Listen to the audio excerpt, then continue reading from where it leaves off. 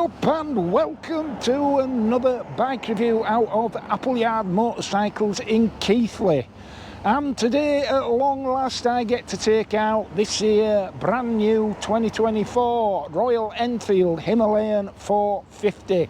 The brand new offering from Royal Enfield, this time with a liquid cooled engine and about 17 more brake horsepower, so I'll be very keen to see how this performs on the road. In the meantime, get yourselves up to Appleyards in Keighley, fantastic local dealership, all the mainstream brands, certainly every Royal Enfield you can mention, and a demonstrator for each model too. So get yourselves up here and take out a demonstrator, and you can take out this here demonstrator as well, but I'm the first one to ride it today. This bike's got all of 2 miles on it, so I feel a little bit privileged today. So join me as we jump aboard the 2024 Royal Enfield Himalayan 450. Right, so here she is then, the much anticipated, eagerly awaited Royal Enfield Himalayan 450. And looking very purposeful there in what is a sort of matte come luster come sand type finish in a, I suppose you call that colour magnolia. If anybody remembers magnolia as a paint from way back in the 70s, magnolia were all the rage, wasn't it, for your lounge, etc. Yeah, I'm sure it ain't called magnolia, but that's what it looks like. Okay, so let's climb aboard, shall we?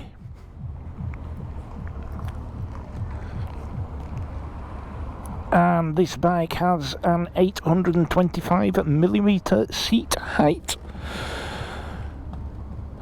and I'm almost flat-footed, not quite, with a 32 to 33 inch inseam. And I am familiar with the old bike. I had for quite some time the Scram 411. And tell you what, these mirrors, I don't think they're going to go where I want them to go. Certainly that one ain't.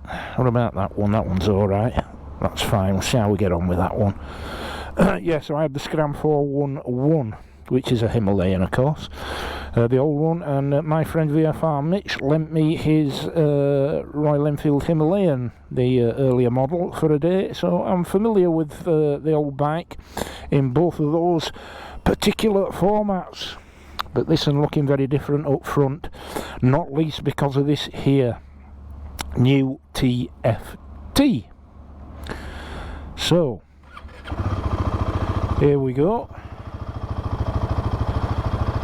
And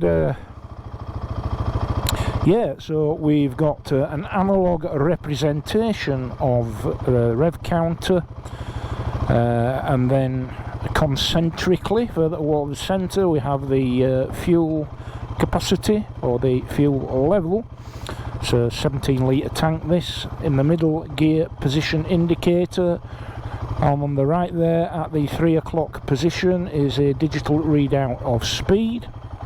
It is fly-by-wire, electronic throttle, and there are various modes, and there are basically 2 throttle modes, eco and performance. I have this in performance at the moment, and for each of those modes there is an ABS setting, and what that ABS setting does, if you activate it, is it disengages the rear ABS and it tweaks the front ABS to make the bike more amenable to off-road riding.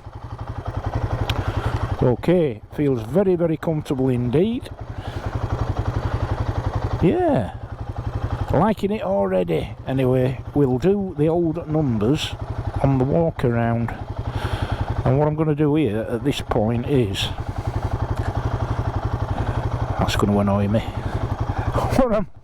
What I'm going to do is I'm going to blast on the bypass.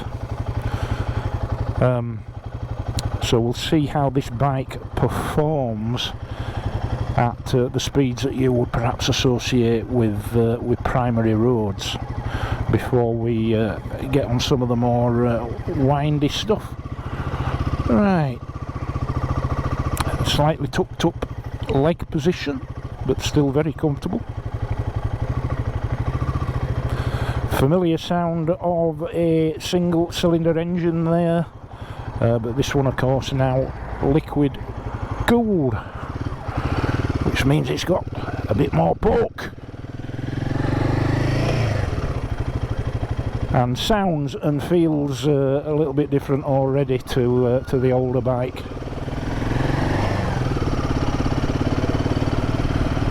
Yes, 40 brake horsepower on this bike, so not a huge amount, but the other bike's what, 24, so this has got 16 more, there or thereabouts. No mistaking, it's a single.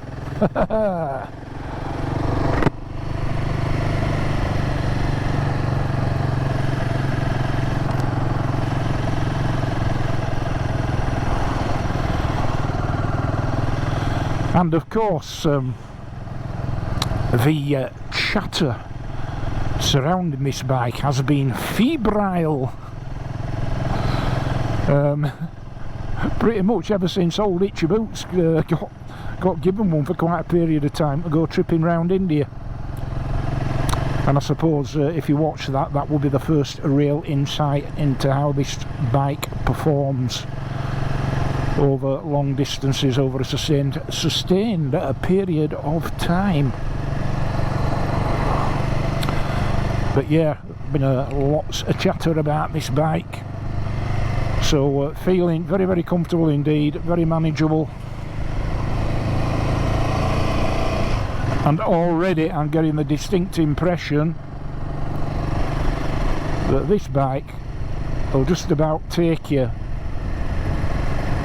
anywhere over any length of time in perfect comfort and supreme economy as well.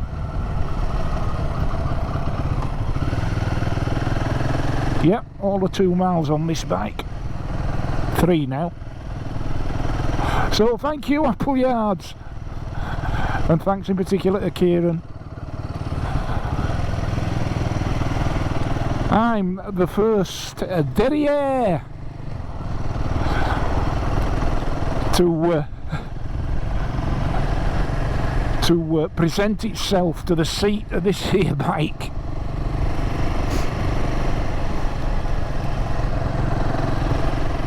And it feels lovely and manoeuvrable. Back brake is really good. Just tickle the old back brake there, as one does to stabilise a bike on a bend, and yeah, a little bit tasty, that back brake. Front brake's okay. Yeah, plenty of stopping power on here, plenty.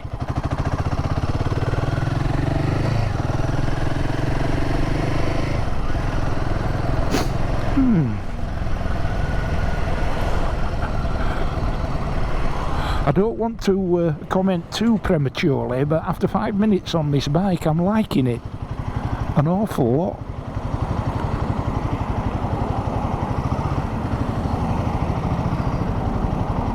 Yeah, thanks for your signal. Roundabout discipline these days, I don't know. Right, here we go then. We can certainly feel that there is plenty of torque and plenty of shove in the mid-range, because we're straight up to 40 miles an hour now. In 5th gear, it's a 6-speed box this, whereas the earlier manifestation of course was a 5-speed box. This is a 6-speed box. And Royal Enfield are I hesitate to say the masters of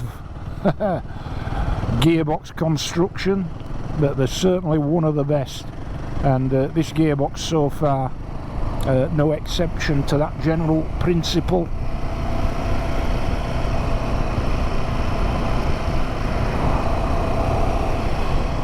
And even thus far, without having broken sweat,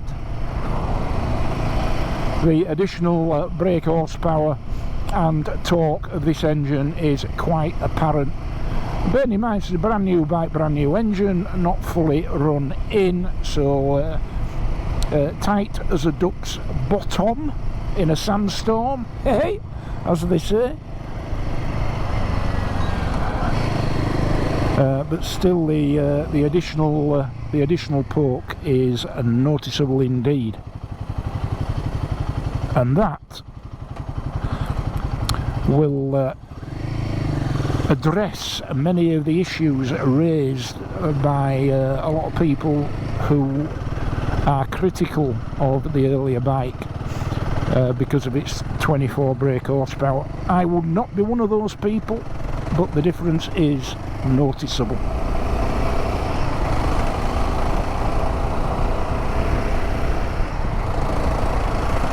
So 6th gear now. We'll get a bit of speed up. I don't want to take too many liberties with this demonstrator.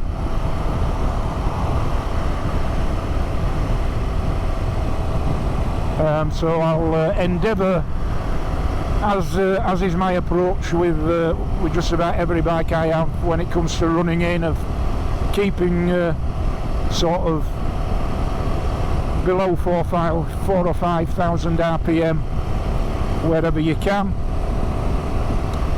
But that's delivering me just short of 60 miles per hour at the moment, and I can tell that taking this bike up to 70 miles an hour and above would be effortless, and the bike would lap it up. But just look at the state of this, the Keighley bypass. I spoke about this the other day, didn't I? But I don't know if the GoPro is picking it up, but this is a 70 mile an hour limit here,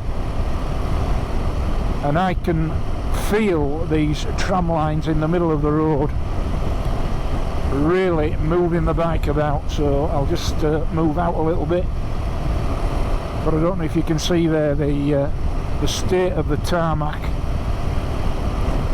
on that central hazard line where the tarmac seams join.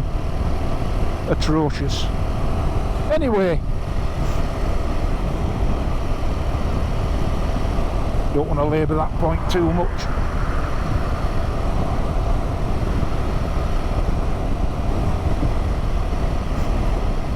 Yeah, so quite obvious that this bike would cruise all day long at 70 miles an hour without the remotest sense of it straining or working to capacity, busting a gut.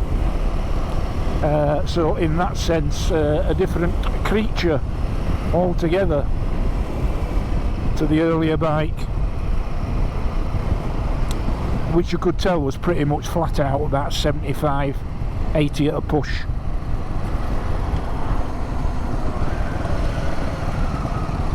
Must say, these brakes are a lot keener than the earlier model as well, very noticeably so.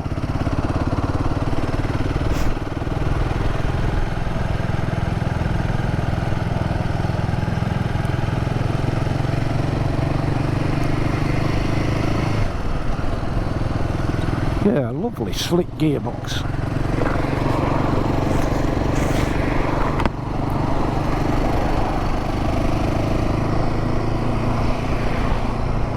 And of course, every bit the adventure bike. I mean, look here, we've got these upper crash bars. You can add a lower set, you can add luggage, you can add a taller screen, and I'm sure there will be other accessories available to tickle your fancy if you're in the market for one of these. I think heated grips would be a must for me as well. on something like this.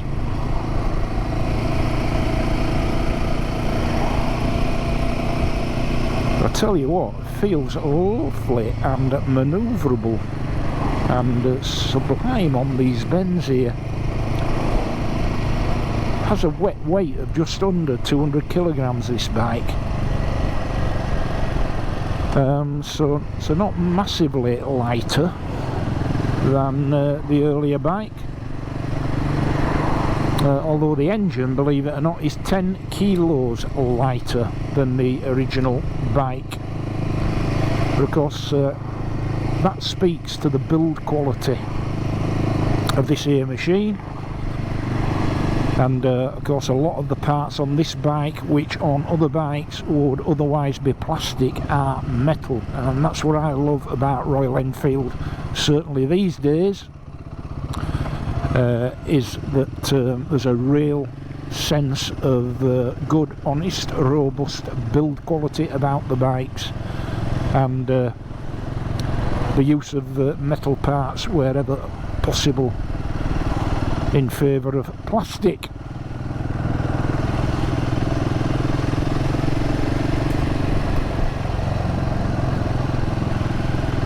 What a charming piece of engineering this is, and a lot wider up front. And as I've said before, well, hey, I do like a bit of girth in an adventure bike, and this one has certainly got more girth, more width than the earlier model, and therefore a little bit more weather protection, which we can test when it starts chucking it down, which it will do before too long. Yeah, I mean, when you do sort of notice the fact that it is still 40 brake horsepower and a single, is like we're in 4th gear here, and we're at just under 30 miles an hour, and she's coping absolutely fine. But you can tell if you whip the throttle back, you wouldn't be launched forward. But by the same token, you're not having to drop down into third, which you would have been previously.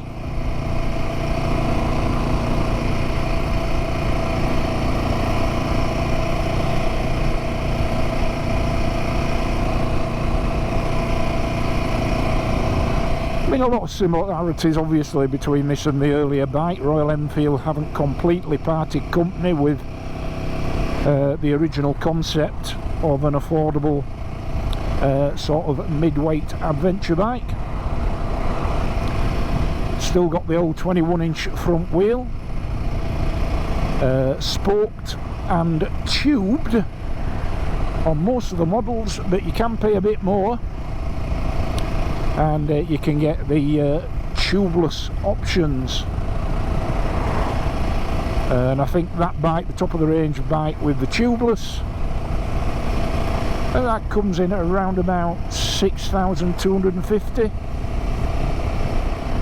where the other models are sort of 5,750, 5,850, something like that. But hey, how many adventure bikes can you get for that sort of money?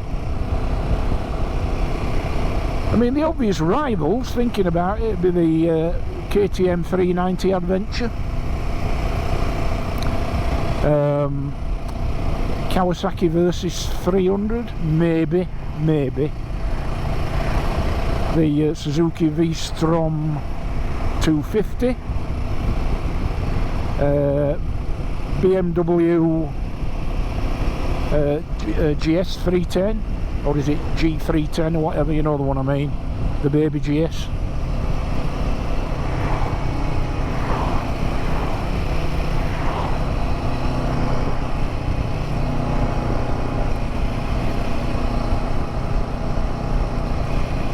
And the suspension, really nice indeed. Hey, I wish my Super Meteor were this comfortable. The suspension we've got 43mm Showa forks up front, and they're not adjustable, but I would argue that on a bike like this they don't need to be. And on the back we've got a 7-stage preload adjustable single shock absorber, a fairly standard setup front and rear there.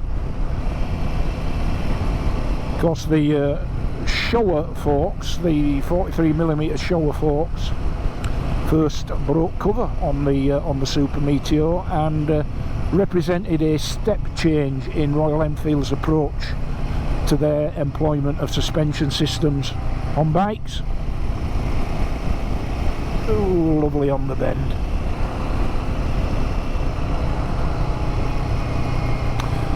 And fully 200mm of travel front and rear on this bike, so eminent off-road credentials.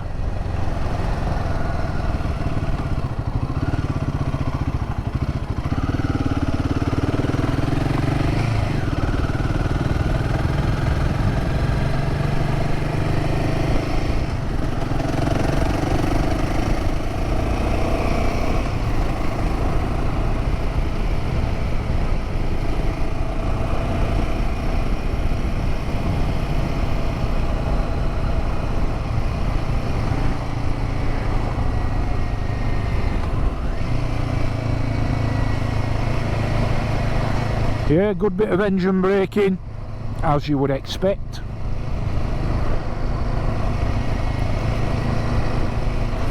I'm not getting too much wind buffeting, to be fair. There is a big screen option, but sometimes the employment of a larger screen, depending on your physical proportions, can actually have a negative effect in terms of the turbulence that you encounter.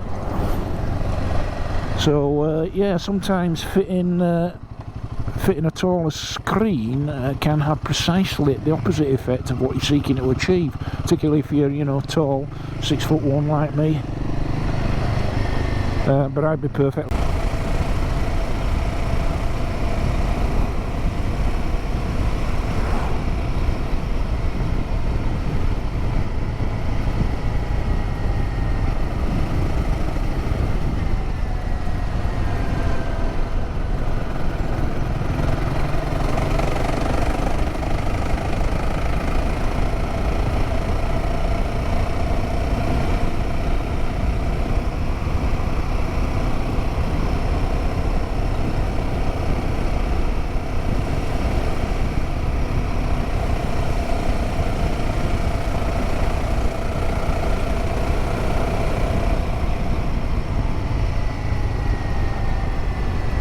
You know what, absolutely sweet as you like on this series of tight bends, and bearing in mind we've got a very poor road surface, plenty of water kicking about, and absolutely sweet as you like, really planted on those bends.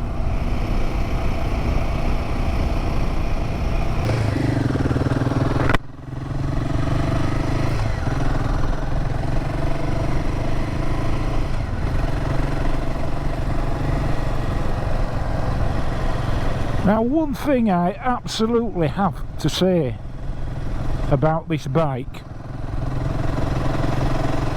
is this: it makes more sense than any other adventure bike I can think of, period. That's taking everything into account: what the bike will do, what it represents, what it costs, what the running costs are, what you might reasonably expect of it. I cannot think of another adventure bike, certainly under £10,000, bearing in mind this is only at its maximum just over 6,000. I can't think of another adventure bike I would rather have in this category, because this bike is just so easy. It handles superbly, it holds the road well, it looks good, it's comfortable. The migration from air-cooled to liquid-cooled has not resulted in any loss of character. It's still got all the character you would rightly expect of a single. And it's just, I can't think of anything that it's not capable of. Unless you're going to say that the be-all and end-all of everything is the ability to cruise endlessly at over 100 miles an hour. Well, I don't know how many people are interested in doing that, but I'm certainly not. I mean, what a bike just to jump on, put some panniers on, jump on and just vanish into the ether and go anywhere you want,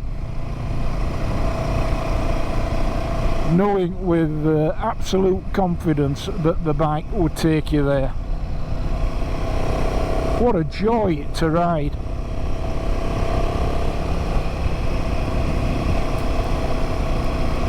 And it's so manoeuvring, it loves these bends.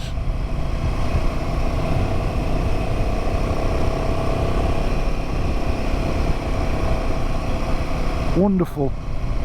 And of course now it's starting to rain.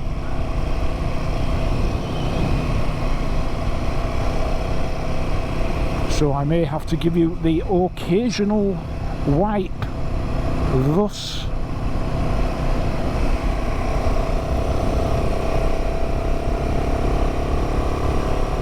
But out here on these windy, hilly Yorkshire Dales roads, this bike is absolutely in its element.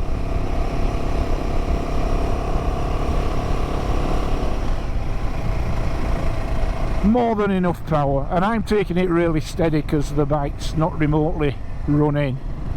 But notwithstanding that, the power delivery is everything you would reasonably want in riding situations like this.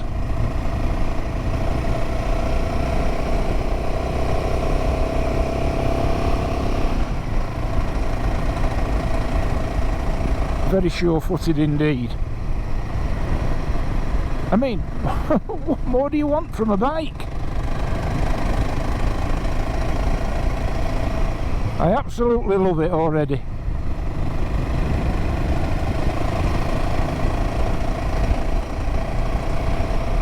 I could even forget the misery that is these endless days of rain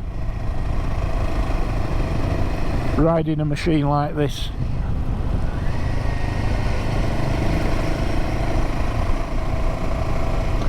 And for those of you that want to know, we're up on the moors between Ayton and Settle.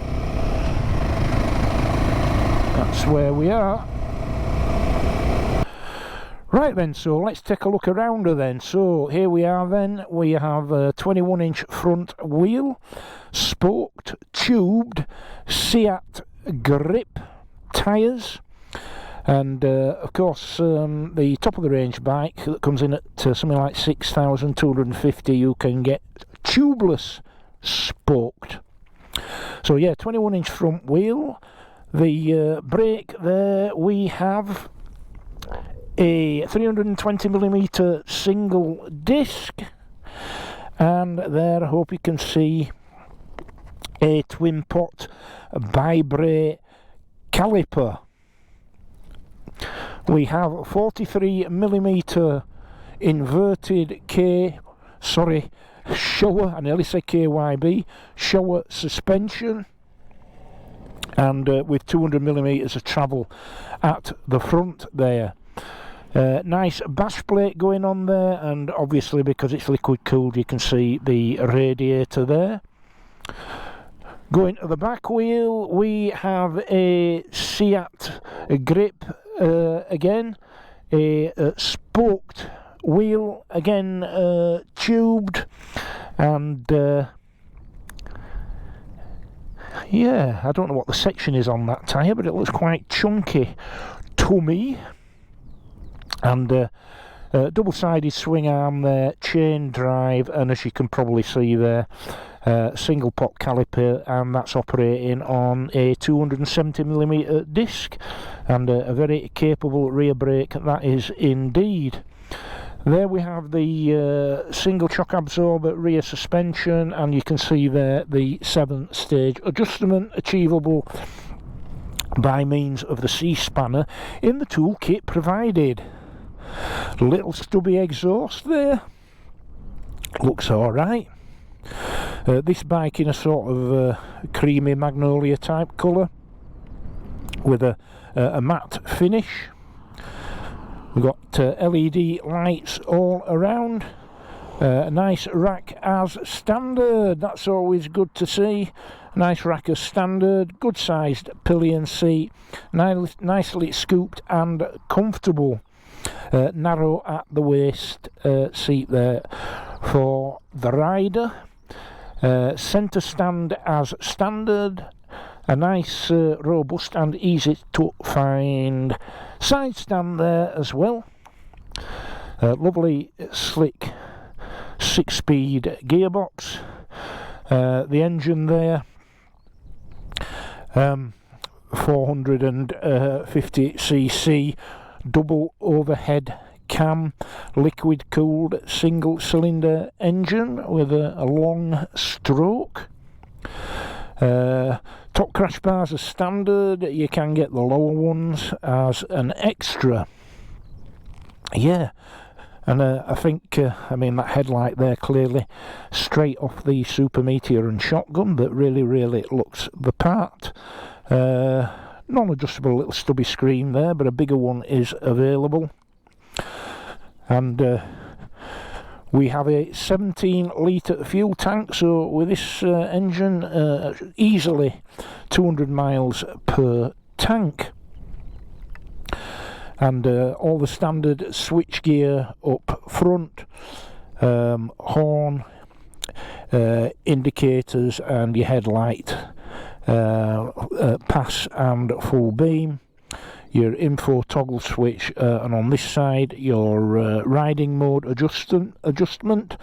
There is an eco setting, a performance setting, and each of those settings can be adjusted to ABS on or off, as I touched upon earlier.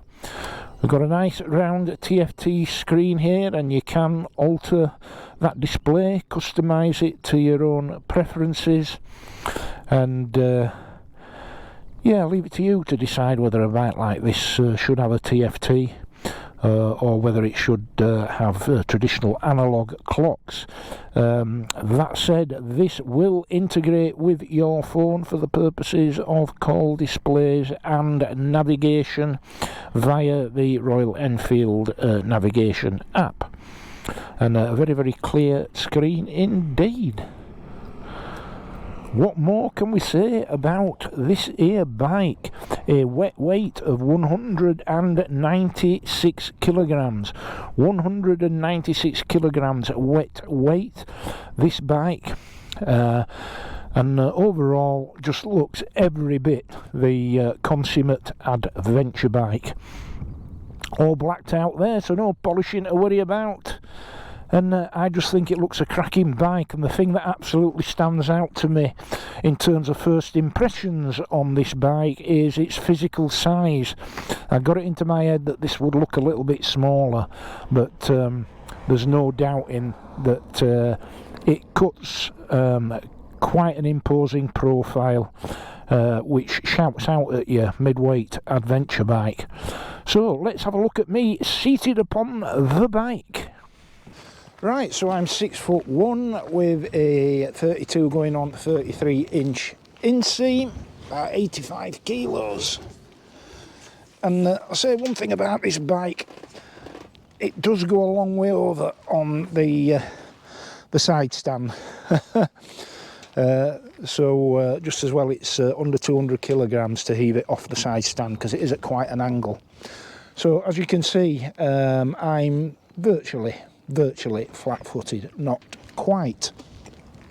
The riding position is reasonably tucked up there at the knee, but not excessively so, and very, very comfortable indeed. And the bike just looks the part. And what I would say really about this bike is, if you've sort of got a budget of around £6,000 and you want a well-built, top quality, go anywhere, virtually do anything, comfortable, economical to run adventure bike, there aren't many to rival this, if anything indeed. I've been really, really taken by this bike, and that given that I had fairly high expectations of it when I first set off, and those expectations, if anything, have been exceeded. It's comfortable, it handles superbly, it's got more than enough real world power, everything falls to hand, everything makes sense. It's just, dare I say it, the perfect all-rounder, and to come in at this price point, it's quite something. The fit and finish is good, the build quality is everything that you would expect of Royal Enfield these days, top quality, liberal use of metal parts, no gratuitous plastic to speak of, everything really, really solid. The levers are not adjustable, but I'm sure you could fit aftermarket levers that would be adjustable there, but they feel just fine to me.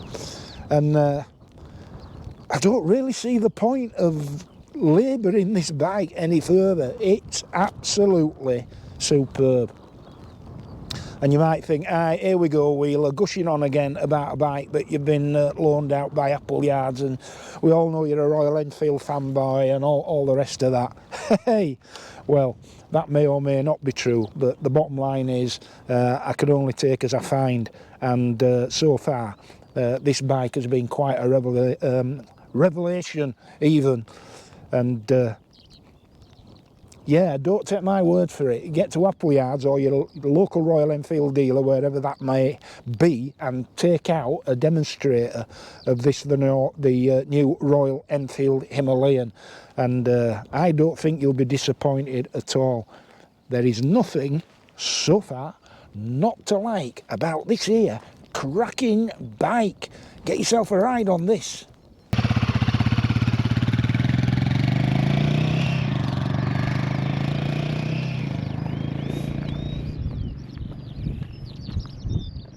Right then, in conclusion, and as if you haven't guessed by now, I am mightily impressed by this here new Royal Enfield Himalayan 450. It's everything I expected of it and more.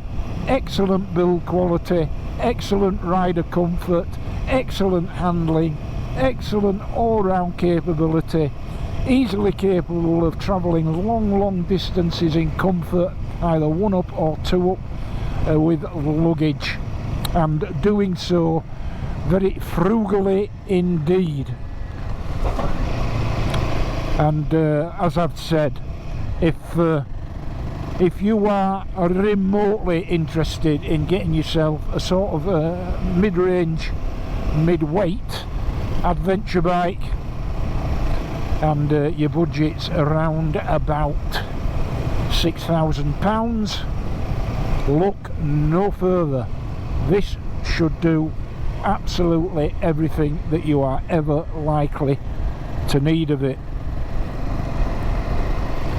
And well done, Royal Enfield, because from my perspective, let me just give you a little wipe there. From my perspective, notwithstanding that, yes, I am a Royal Enfield fan and owner of 2 Royal Enfields myself, this bike represents another instalment in Royal Enfield's relentless progress in the field of top quality, affordable motorcycles, particularly bikes of this nature, and particularly what we refer to as modern classics, of which this isn't really one, to be fair, but what a cracker. And even on a cold, grey, wet Yorkshire Dales ride like this, the Himalayan 450 is dispatching these somewhat greasy roads with majesty.